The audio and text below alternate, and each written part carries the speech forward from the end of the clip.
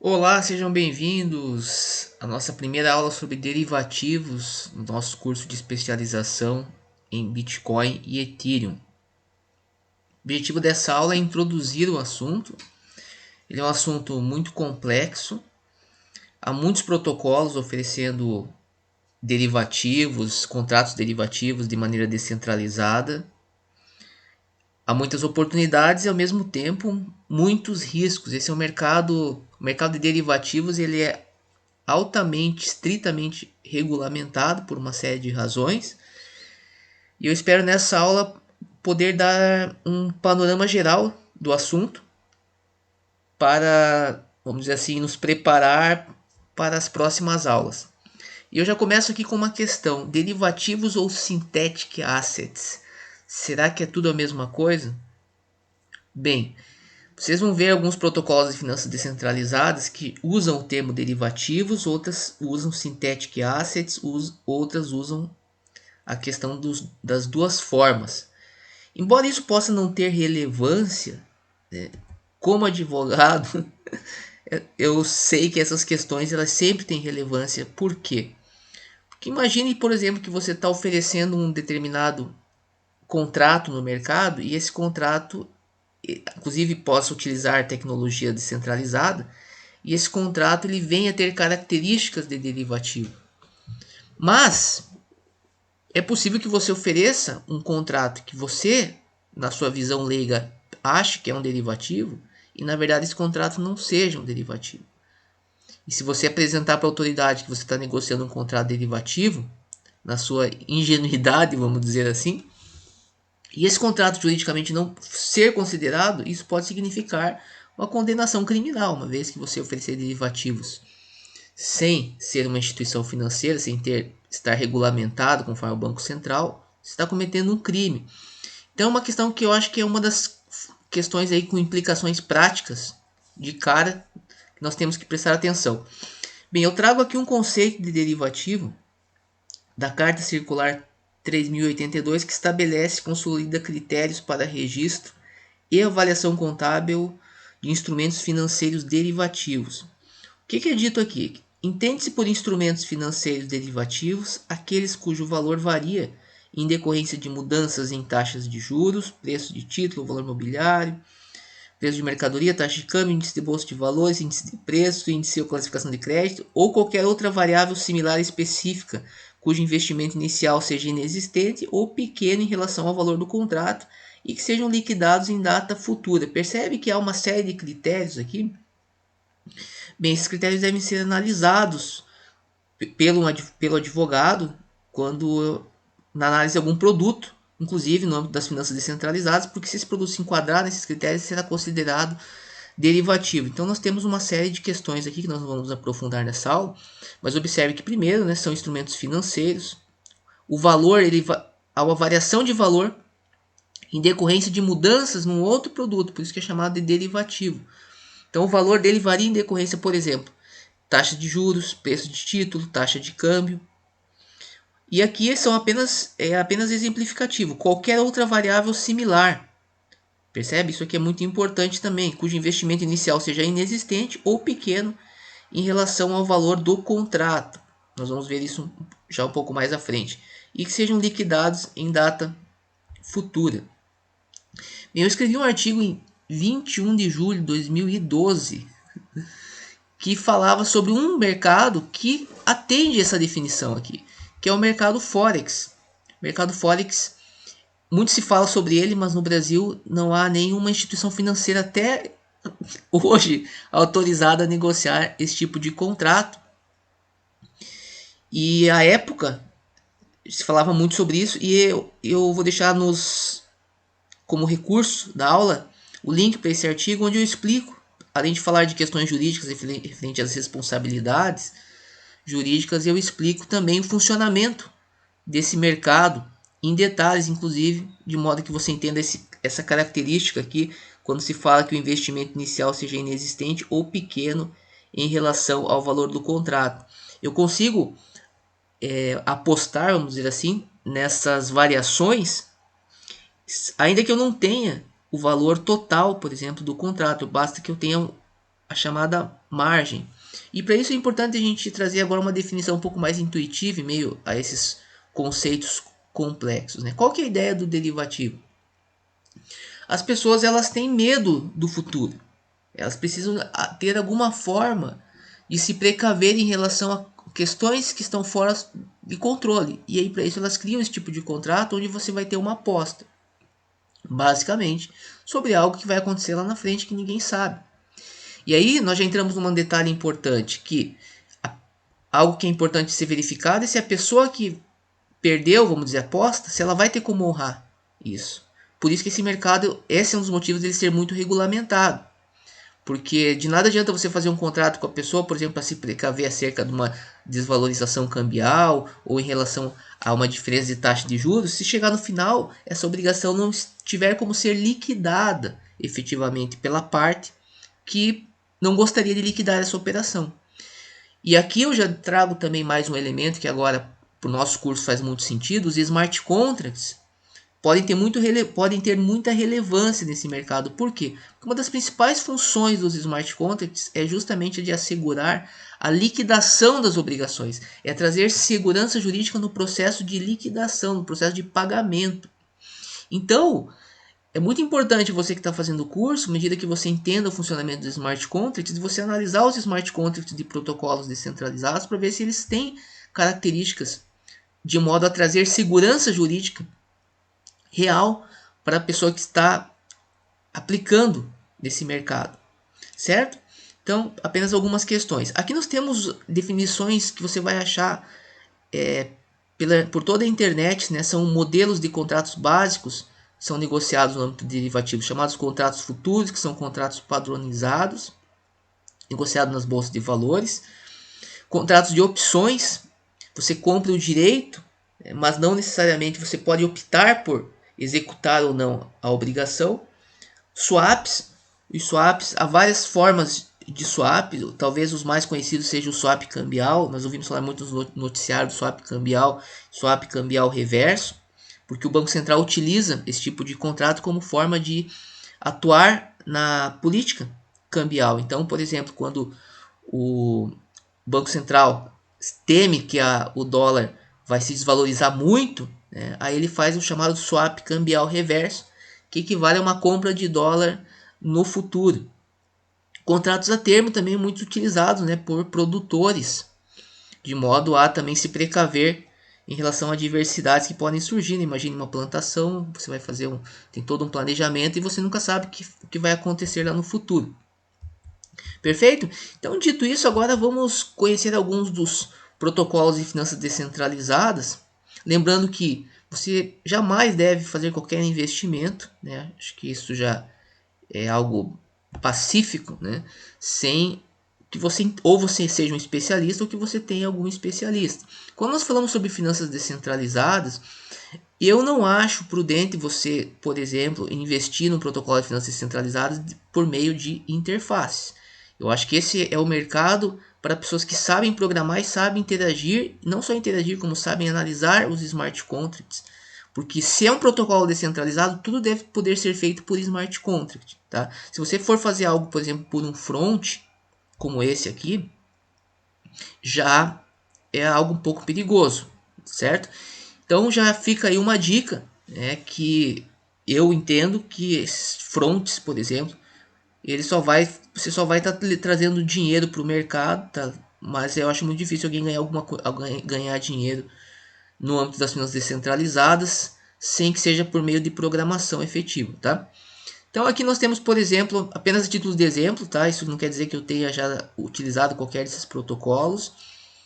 Esse aqui eles dizem, né, seria a primeira focada em trading tokens baseados em commodities. É interessante a proposta, né, negociação de tokens, né, baseados em commodities. Ainda mais uma perspectiva voltada ao mercado de derivativos, mas que tem que ser bem analisada. Algumas são muito famosas, a de YDX nós já conhecemos ela, porque nós usamos ela no nosso curso para fazer o empréstimo de flash loans, na aula bônus do nosso TradeBot que faz flash loans, que faz arbitragem de curso de terceiro por meio de flash loans. Nós utilizamos a de YDX porque ela justamente porque veja como ela explora essa questão do no fees, né? Então você paga lá um Whey para fazer um empréstimo, você pode emprestar lá milhões de dólares para fazer a operação. E eles trabalham em algo que também é muito popular no âmbito do mercado de derivativos descentralizados, que são esses contratos perpétuos aqui. Tá? Isso aqui é algo que tem sido bastante explorado por outros protocolos, que nós temos, por exemplo, Perpetual Protocol. Temos aqui o Synthetix, que é muito famoso, certo? Também observe aqui Decentralized Perpetual Futures. E temos aí, aqui eu quero já alguns protocolos focados para a gestão de fundos, criação e gestão de fundos, inclusive de hedge funds, né? Por exemplo, aqui o Enzyme Finance, eu falei sobre ele num outro vídeo quando nós falamos sobre hedge funds, DeFi hedge funds. É interessante também essa ideia de administração de fundos por meio de smart contracts. Tem toda uma discussão aí sobre a questão, o fato das informações na blockchain serem públicas. Então, o que é interessante de repente você aproveitar da transparência, né, e da publicidade, como que você vai dosar a questão da privacidade com a transparência, é um tópico também bem bacana. E o fato é que a blockchain ela trouxe novas ferramentas, né, para justamente a interpretação desses problemas, né? Eu vou deixar também como recurso um artigo bem interessante, tá? Esse artigo que está aqui. Ele tenta fazer uma sistematização sobre esse assunto. Inclusive ele coloca aqui Synthetic Assets, Derivatives. E acho que é a primeira, né? Aqui nós temos como diz, algumas informações, alguns nomes conhecidos, por exemplo, a questão de Chainlink e Oracles, né? Os Oracles, nós temos uma aula específica sobre Oracles. Os Oracles eles são fundamentais no mercado de derivativos, principalmente quando você o índice está relacionado a um ativo que não está na blockchain, que não está on-chain, por exemplo, uma taxa de câmbio. E aqui nós temos a clássica conhecida Chainlink. Ó. Veja que temos aqui a conhecida nossa também, a de YDX. Aí tem os chamados DeFi Aggregators também, como Yearn Finance. Uma vez que você imagine que dentre todos esses protocolos existentes há várias diferenças, né? Quando nós falamos em diferença de preço, nós já pensamos em algum tipo de arbitragem. Então, o mercado derivativo, aqui temos aqui um protocolo específico para a negociação de opções. Conforme nós falamos lá, as opções são muito conhecidas pelo pessoal aí que familiarizado com o mercado de valores mobiliários. Conforme diz, você tem o direito, mas não a obrigação. Você compra o direito. Tudo tem, obviamente, né, temos ônus e bônus, então tem que ser sempre analisado com muita cautela essas questões, mas eu tenho certeza que se você vai colocar dinheiro em qualquer tipo desse protocolo, você deve saber opções, conceito de opções e de mercado futuros de cima para baixo, certo? E esse mercado ainda está, vamos dizer assim, há muita plataforma beta. Sempre que você fala sobre investimento, né, vocês têm que tomar muito cuidado, por isso eu já falei, ó, negócio de front para finanças descentralizadas, para esse tipo de aplicação aqui, não funciona, tá? É uma ilusão você achar que você vai ganhar dinheiro nesse mercado de derivativos ainda, por utilizando front, né, sem saber programar, sem saber analisar os smart contracts. Então aqui temos o Balancer também, muito conhecido, que tem aí uma série de utilizar. É uma coisa que é importante também dizer, né? Muitos desses protocolos utilizam ou são criados sobre outros protocolos, por exemplo. Então, às vezes você está vendo um protocolo que ele foi construído sobre um outro protocolo. E aí é importante você saber fazer a análise, saber quais são as vantagens, por que você vai negociar por meio desse protocolo e não direto no protocolo sobre o qual ele está construído, certo? Então tem que ter tem que ser analisado com muita calma. Você que vai ser um especialista, você não pode ter a mesma ingenuidade, né, do leigo, que se impressiona por um front, por exemplo, né, que acha bonito ali quando você vê um bom comercial. Esse pessoal é aquele pessoal que coloca o dinheiro em projeto e depois perde. Então você não pode se impressionar com esse tipo de coisa. Você tem que analisar o código. Onde que está o código? Eu quero ver o código. E se você não for capaz de analisar alguma coisa, caso você esteja prestando um serviço, você vai contratar um parceiro para fazer análise de uma determinada determinado aspecto. E as pessoas que realmente ganham dinheiro nesse mercado, certamente elas contratam e podem vir a contratar inclusive você para fazer esse tipo de análise. Perfeito, mas o objetivo da aula de hoje era passar aí um overview, há uma série de outros aqui, protocolos, e nós vamos falar sobre alguns desses de uma forma específica, sobre aqueles que eu considero como os mais interessantes, mas há todas as, por exemplo, nós temos swap, né? Falamos sobre a questão da variação cambial, mas há também swaps de taxas de juros, nós temos também tudo aquilo que você imagina que você tem no mercado financeiro tradicional já existe no DeFi, sabe? Se você nunca procurou, se você procurar, você vai achar. Tá? E eu acho que a questão que tem que ser analisada também é no que esses protocolos oferecem de diferença em relação ao mercado tradicional. E aqui entra a questão, por exemplo, questão da segurança, questão da transparência, questão da liquidação, porque o mercado altamente regulado pode, a regulação nós sabemos que ela não é totalmente, não tem eficiência de 100% e muito contestável a eficiência regulatória do Estado.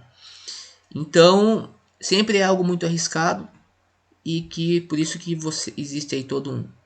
Ah, inclusive até antes de finalizar, né? Aqui, ó, eu tinha deixado separado aqui acho que eu até acabei fechando, mas um desses protocolos descentralizados, focados já em derivativos, inclusive eles aparecem já como focados em derivativos, há uma série de avisos. Por exemplo, se você pergunta se você é cidadão dos Estados Unidos.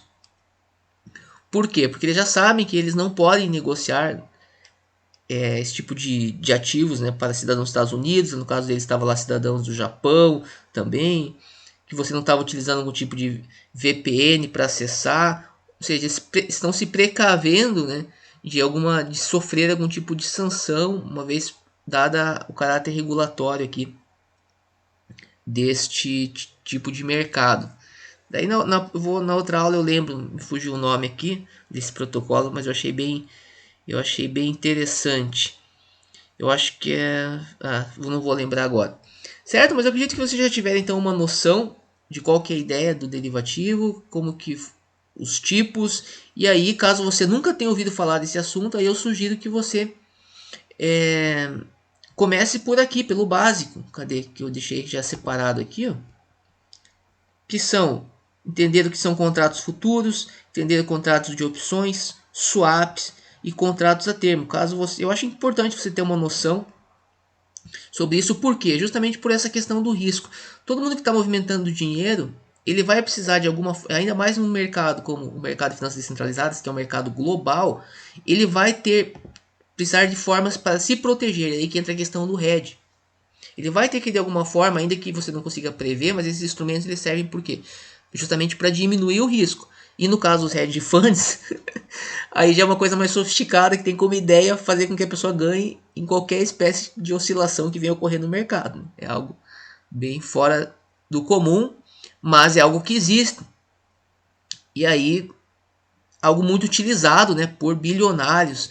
E o que é interessante também das finanças descentralizadas é que até o surgimento das finanças descentralizadas, esses bilionários eles utilizavam muito produtos fornecidos por paraísos fiscais, até hoje.